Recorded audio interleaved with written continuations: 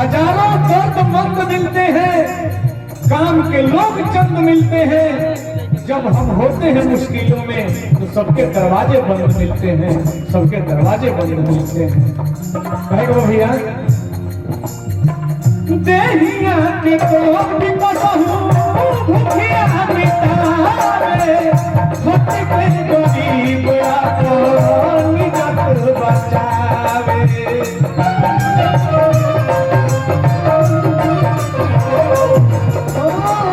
देहिया के तो भूखिया मिटावे, भक्ति के गरीब आपन निजत बचावे। भैया उसमें क्या होला? उसमें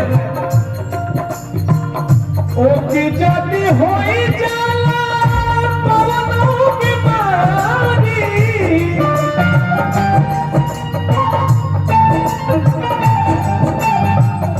बिना रे लाजे में छिछियाता, निर्धल के रोग जल्दी तिहाए बिठाता, निर्धल के रोग जल्दी तिहाए बिठाता।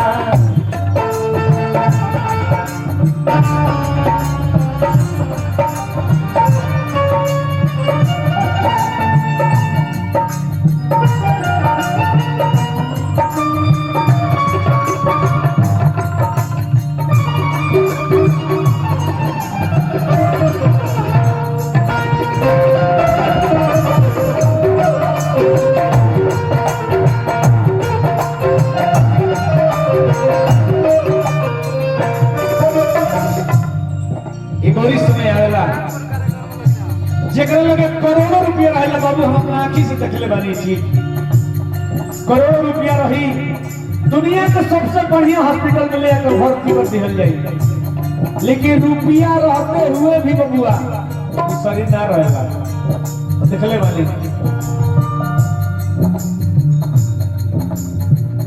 एक माला माल रुपया भरल करा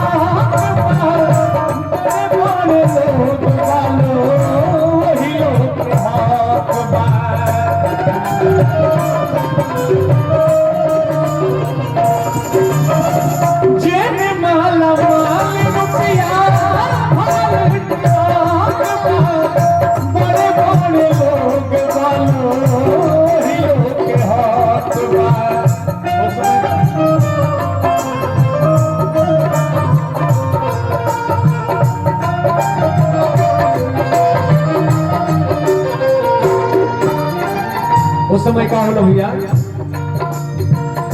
लगेला करोड़ जब, लगेला करोड़ जब करोड़ मोल कुहरेले,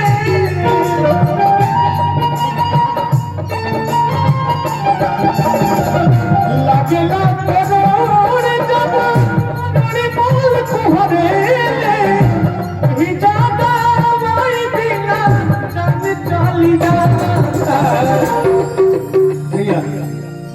कि लगेला करोड़ जब अब करोड़ मोल कुहरेले, कि यही जाता माए बिना अब जान चली जाता, कि निर्धन के रोग जल्दी है विधाता, निर्धन के रोग जल्दी ऐसे तो दुख बहुत के बाद जिंदगी में,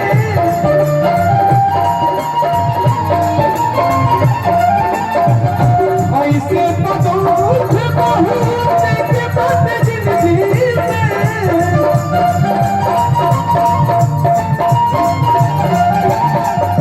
पैसा के मोल बाकी वही से बुझाता,